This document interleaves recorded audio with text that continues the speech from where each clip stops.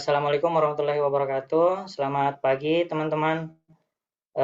Saya mengucapkan terima kasih kepada dosen pengampu mata kuliah Analisis Laporan Keuangan, Ibu Krisdayanti BR Ginting, SSE MSc, yang telah memberi penugasan ini kepada kelompok kami. Nah, pada video ini kami akan memaparkan hasil dari penugasan laporan analisis yang berjudul Analisis Sumber dan Penggunaan Modal Kerja. Nah, ini ditujukan sebagai pemenuhan tugas UTS. Perkenalkan, saya Suhandi selaku moderator perwakilan dari kelompok 3 yang akan memandu jalannya sesi presentasi. Kemudian,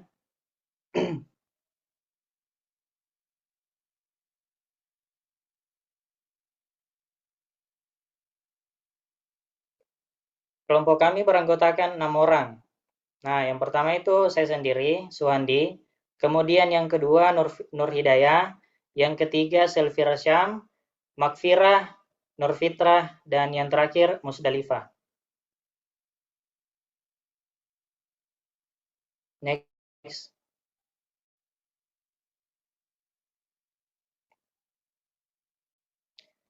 Sebelum masuk ke pembahasan materi yang lebih jauh, saya akan paparkan sedikit garis besar dari materi yang nantinya dipaparkan lebih lanjut oleh rekan kelompok saya. Nah, pada materi yang kami rangkum itu membahas bahwa pentingnya modal kerja dalam operasional perusahaan yang mencakup aset lancar seperti kas, piutang, dan persediaan. Manajemen modal kerja yang efisien dapat meningkatkan likuiditas dan profitabilitas, sementara pengelolaan yang buruk itu justru malah dapat menyebabkan kesulitan keuangan bahkan kebangkrutan. Di tengah persaingan bisnis yang ketat, perusahaan harus mengoptimalkan sumber modal kerjanya, baik dari modal sendiri maupun pinjaman, untuk menjaga kelangsungan usaha. Pengelolaan kas, piutang, dan persediaan menjadi faktor utama dalam menjaga kestabilan keuangan.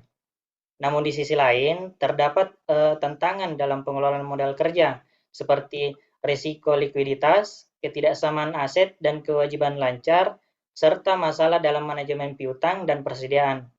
Oleh sebab itu, analisis yang mendalam diperlukan untuk mengembangkan strategi yang tepat guna mencapai efisiensi keuangan di perusahaan.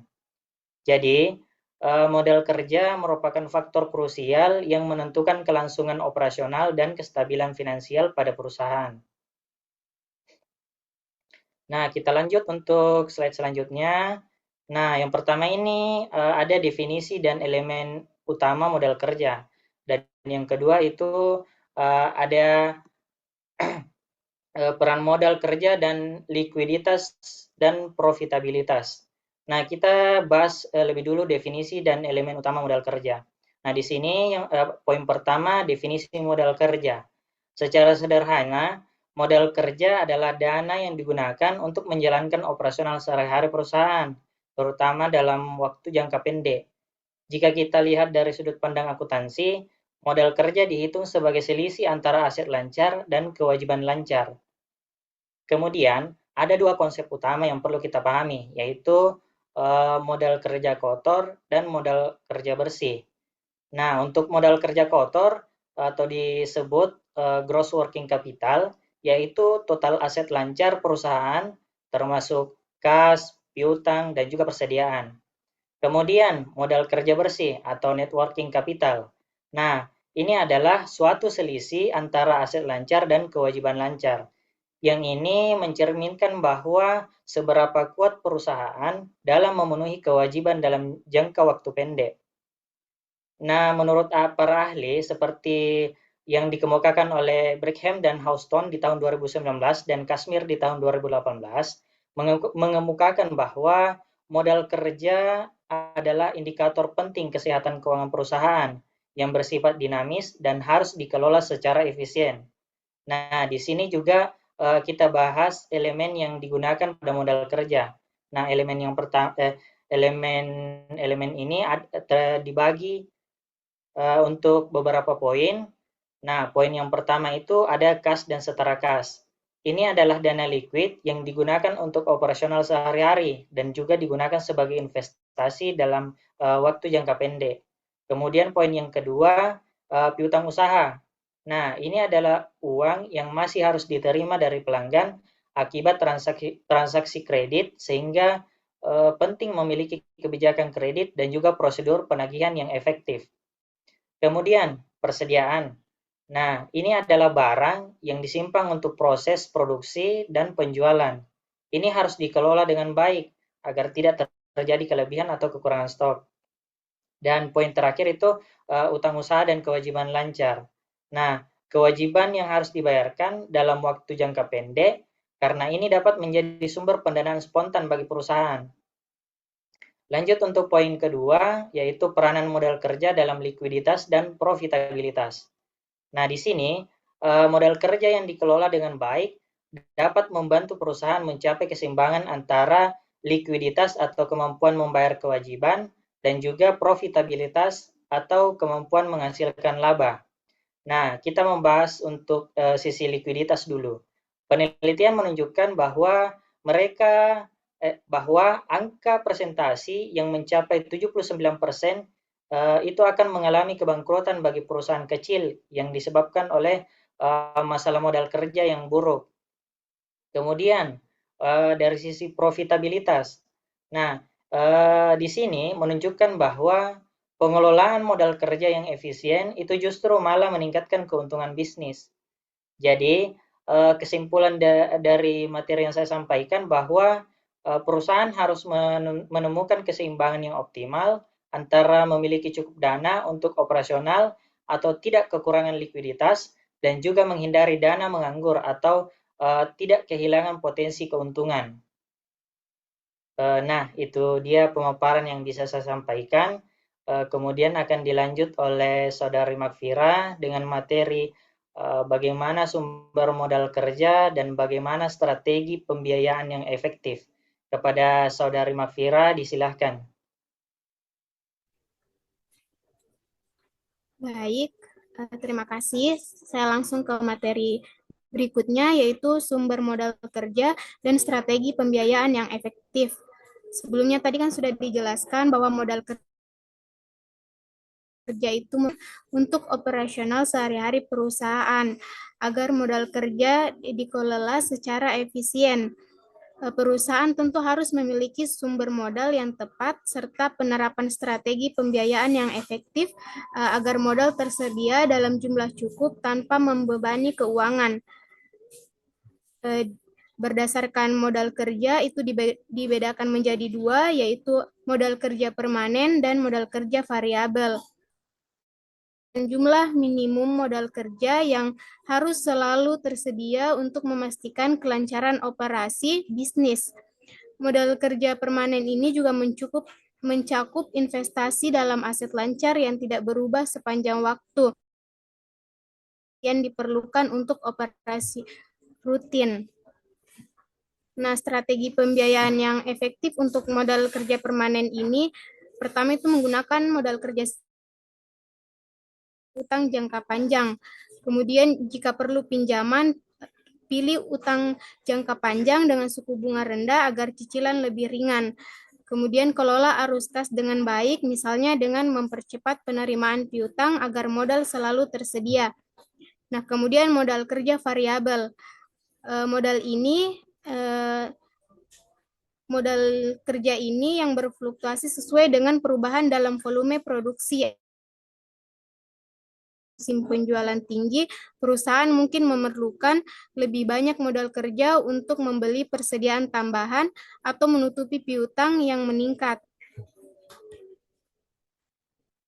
Nah, strategi pembiayaan yang efektif untuk modal kerja variabel ini yang pertama ada menggunakan pinjaman jangka pendek, kemudian menggunakan pendanaan bertahap, yaitu mengambil modal tambahan secara bertahap sesuai dengan pertumbuhan bisnis.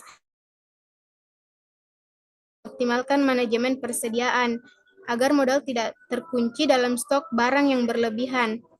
Nah, berdasarkan sumber pendanaan, ini juga dibagi menjadi dua, yaitu modal kerja sendiri dan modal pinjaman. Modal sendiri ini melibatkan penggunaan dana internal perusahaan atau penerbitan saham baru. Keuntungan dari modal ini sendiri adalah tidak adanya kewajiban pembayaran bunga, namun dapat pemegang saham yang ada. Kemudian modal pinjaman, ini melibatkan pinjaman dana dari sumber eksternal seperti bank atau penerbitan obligasi. Meskipun penambahan wajib pembayaran bunga, modal pinjaman ini tidak menyebabkan dilusi,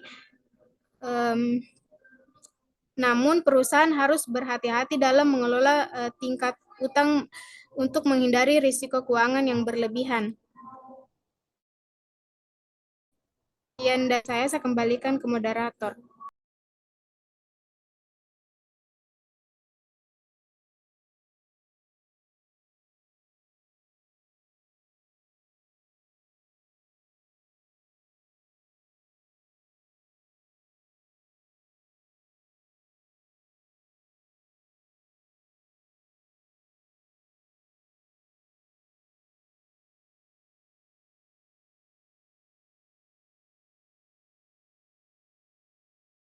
Kenapa tidak ada bicara?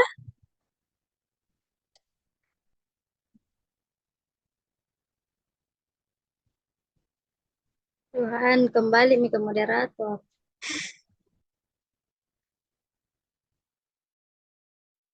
Selesai Mika Pira? Selesai, Mibe. Udah kembali mau Lama. Oh,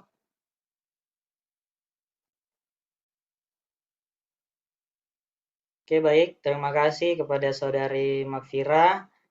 Untuk paparan materi selanjutnya dari Saudari Musdalifah dengan materi penggunaan dan optimalisasi efisiensi modal kerja.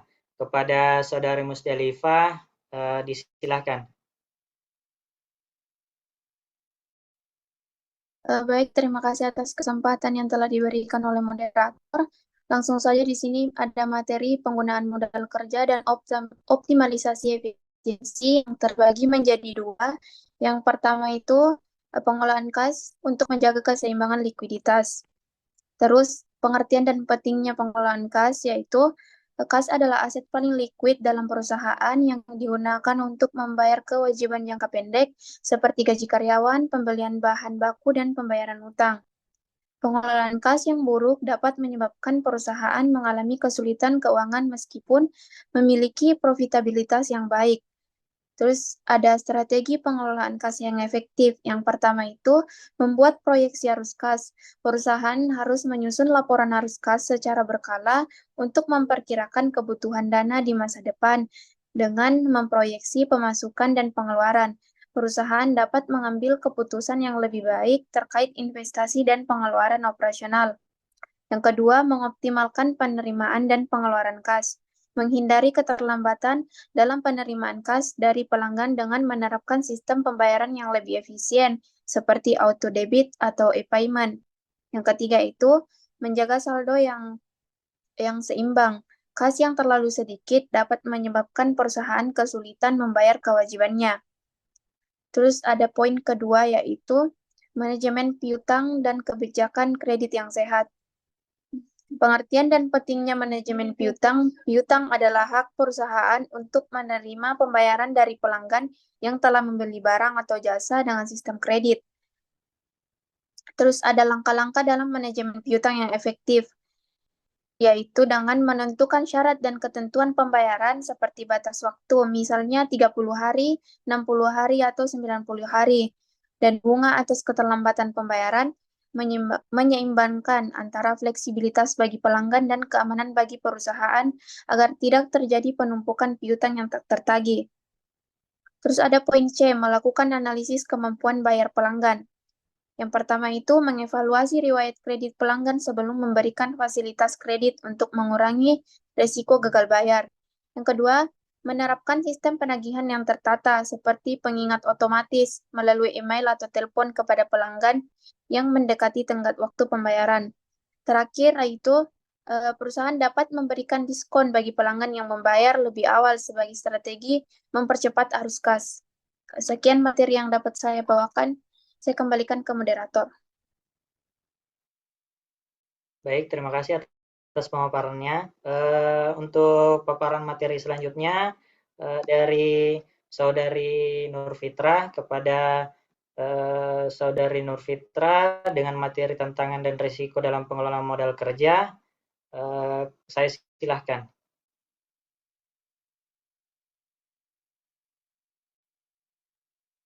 Baik, terima kasih atas kesempatannya. Di sini saya akan menjelaskan tantangan dan risiko dalam mengelola modal kerja.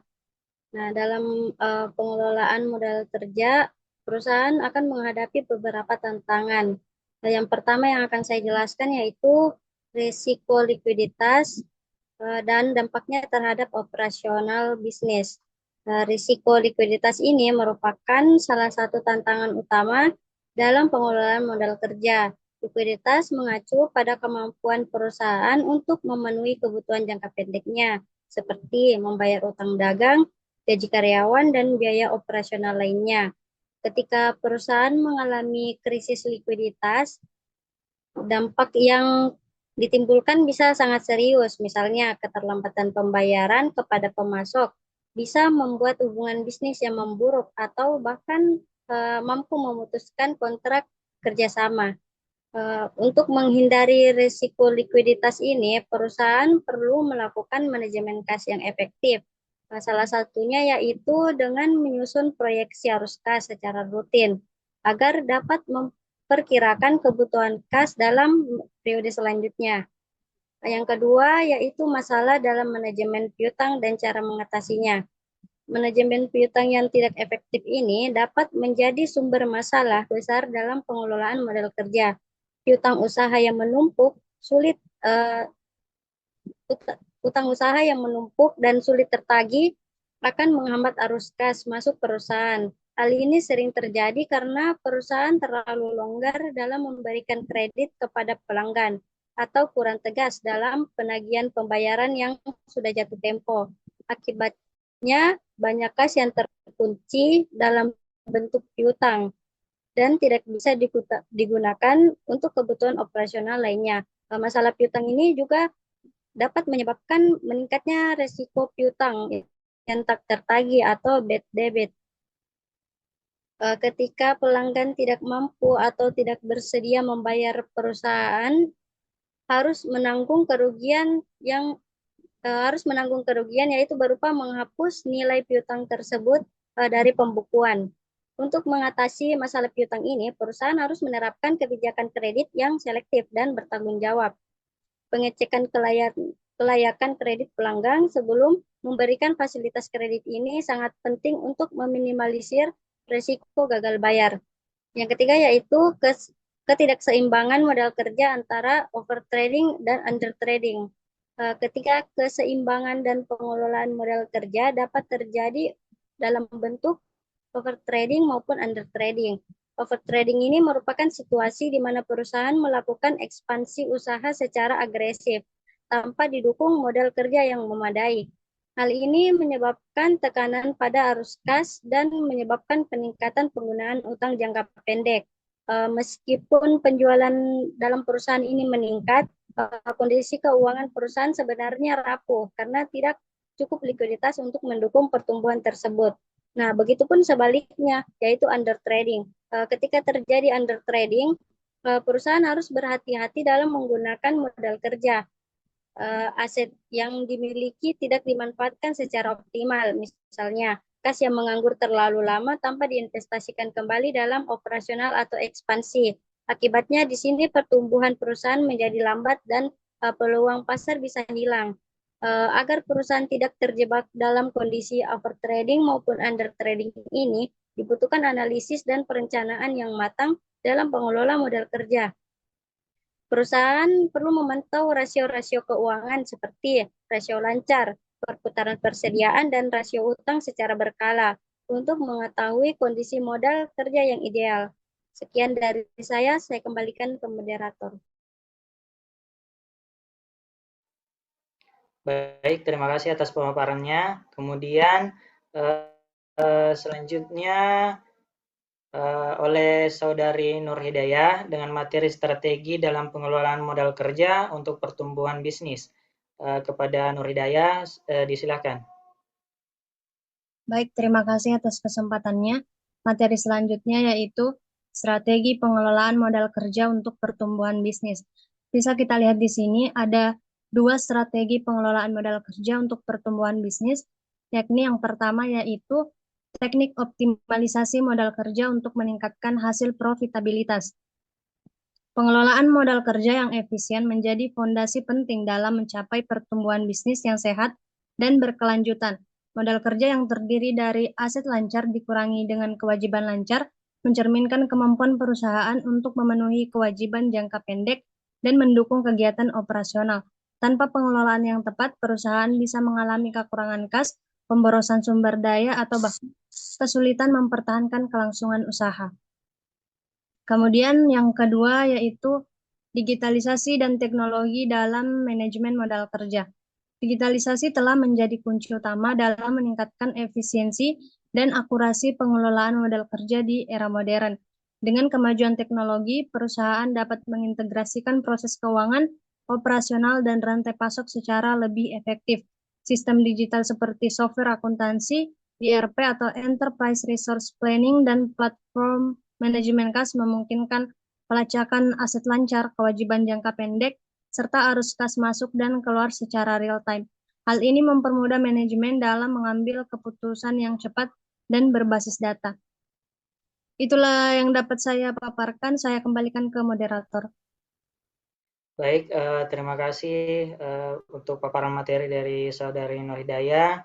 Kemudian dilanjut oleh Saudari Selvira Syam yang akan memaparkan hasil analisis laporan keuangan untuk perusahaan perseroan yaitu PT Fastfood Tbk untuk periode 31 Desember 2021 hingga 2022. Kepada Selvira, disilahkan.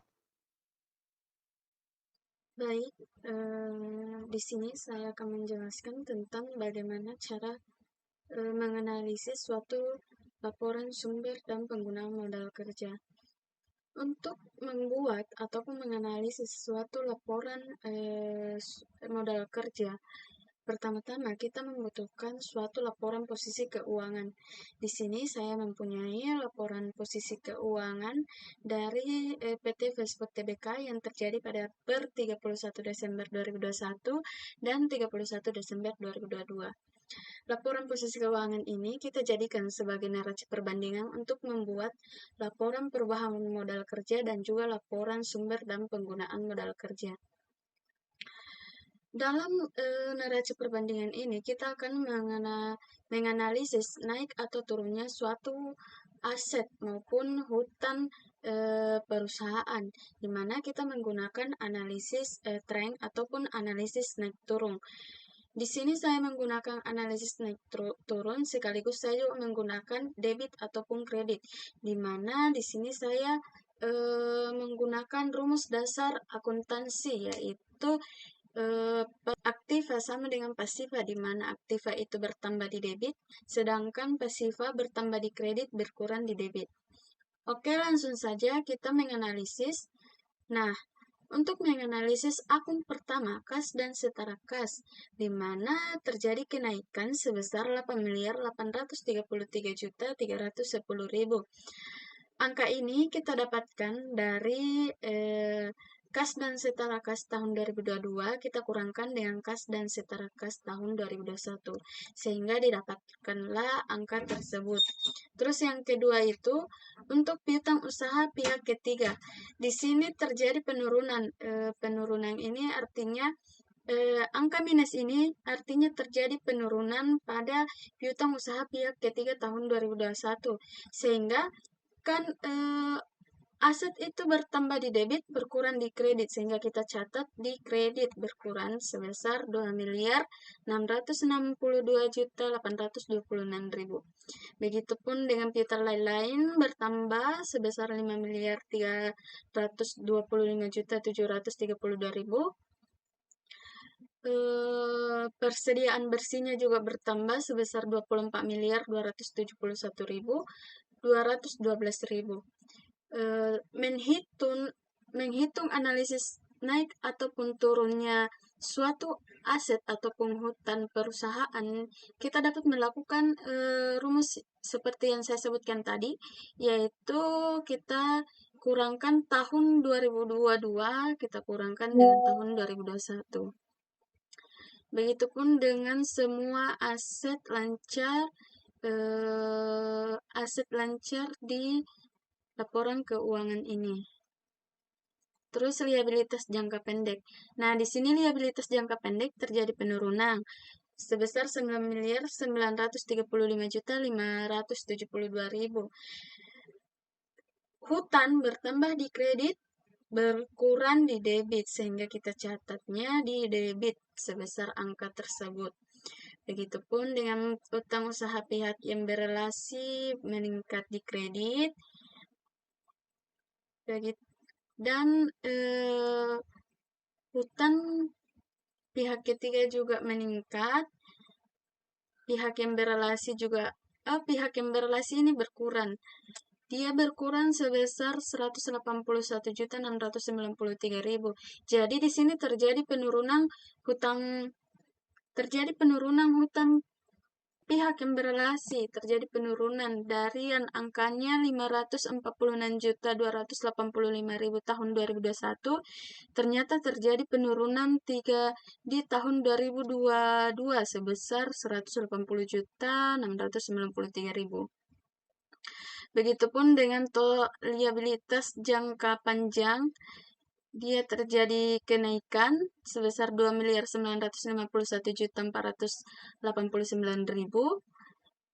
Liabilitas pajak tangguhan juga bertambah sebesar 5.591.910.000. Liabilitas simpanan kerja juga meningkat sebesar 33.572.000.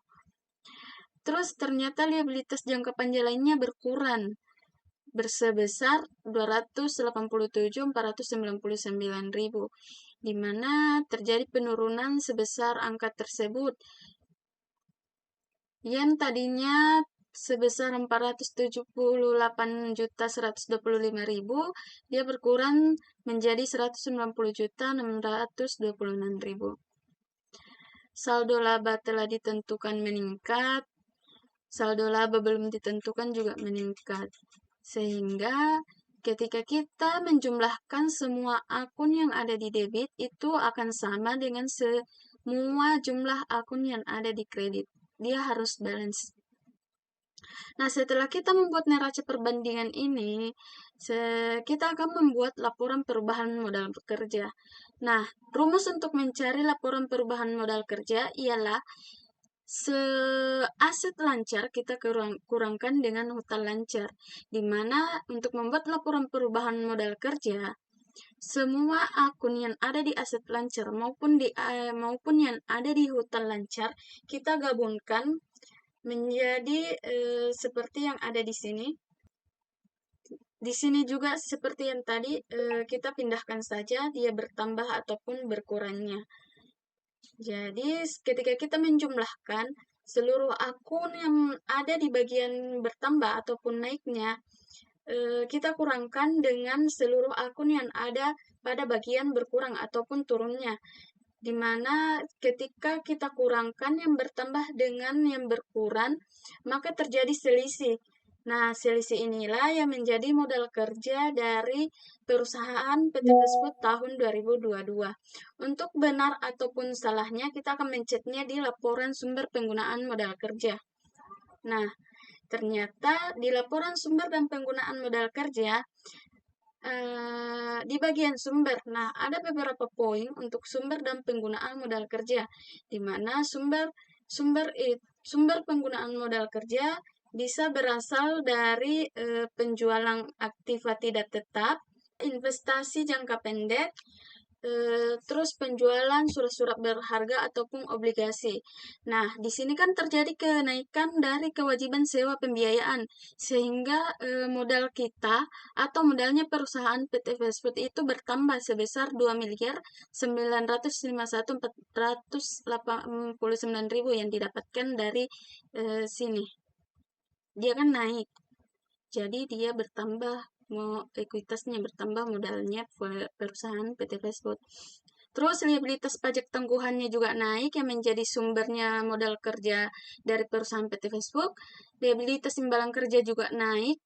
Ini hutang imbalan kerjanya naik sehingga terjadi dia menjadi sumber dari modal kerjanya perusahaan PT Fast Food. Nah, utang obligasinya juga naik, kan salah satu komponen yang saya tadi sebutkan bahwa terjadi kenaikan dari utang obligasi ataupun penjualan obligasi, sehingga terjadi di sini kenaikan di utang obligasi yang menjadikan dia sebagai sumbernya modal kerjanya dari perusahaan PT Facebook. Saldo laba telah ditentukan juga. Nah, salah satu sumber dari modal kerja itu juga terdapat dari hasil operasional perusahaan. Bisa berubah laba operasi, laba ditahan. Nah, saldo laba telah ditentukan ini juga termasuk sebagai sumber dari modal kerjanya perusahaan PT Facebook. Saldo laba belum ditentukannya juga menjadi sumber dari modal kerjanya PT Fast Food. Sehingga ketika kita menjumlahkan seluruh sumber modal kerja dari PT Fast Food tahun 2022, maka didapatkan bahwa total dari sumber modal kerja perusahaan PT Fast Food itu sebesar 202.382.217.000. Nah, setelah kita membuat laporan sumbernya, selanjutnya kita akan membuat laporan penggunaannya. Nah, beberapa komponen yang harus diingat untuk membuat laporan sumber dan penggunaan modal kerja, di mana di bagian penggunaan modal kerja, segala aspek dari pembiayaan operasional perusahaan itu termasuk penggunaan modal kerja.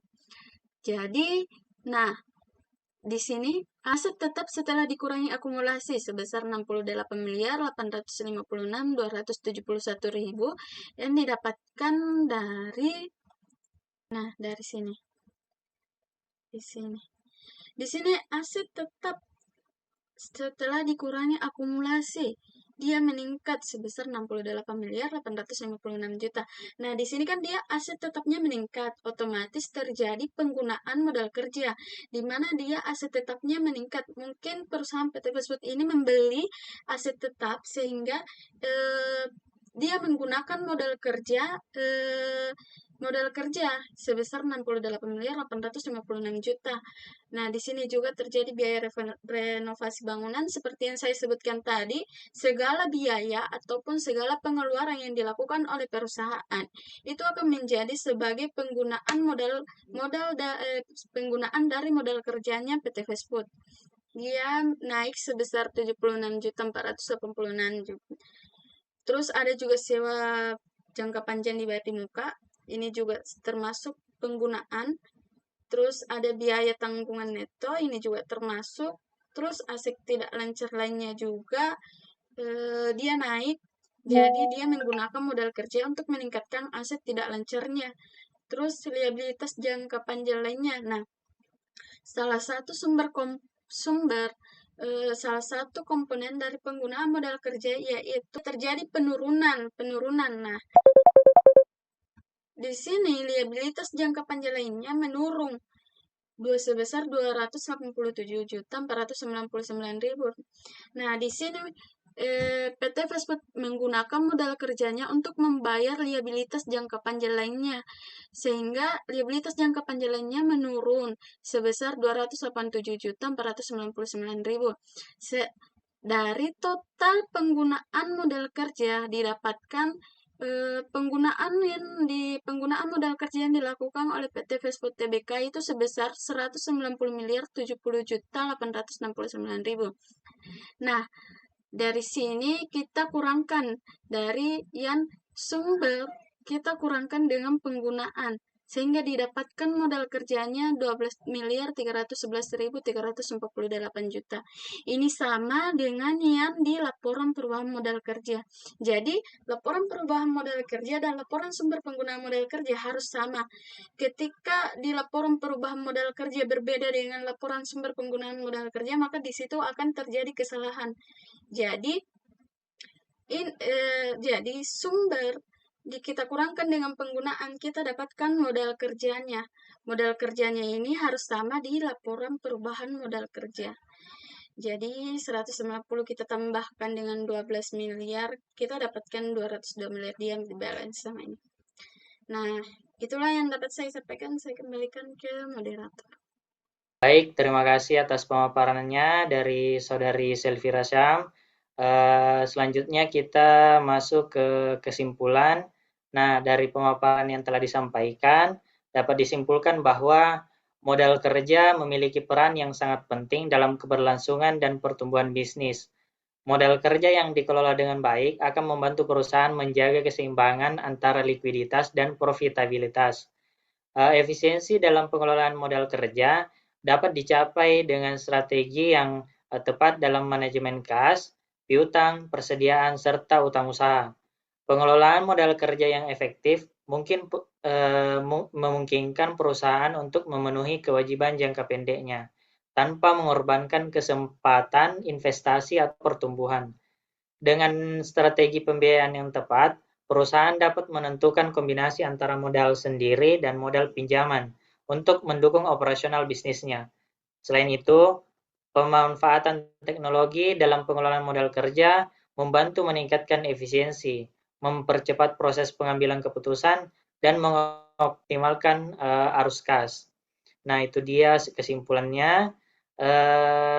Berakhir pula sesi presentasi dari video kami dari kelompok 3.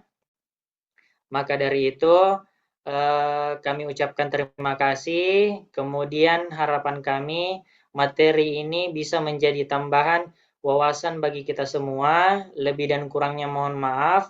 Saya selaku moderator mewakili rekan-rekan pamit undur diri dan sampai jumpa di video selanjutnya. Assalamualaikum warahmatullahi wabarakatuh. Waalaikumsalam warahmatullahi wabarakatuh.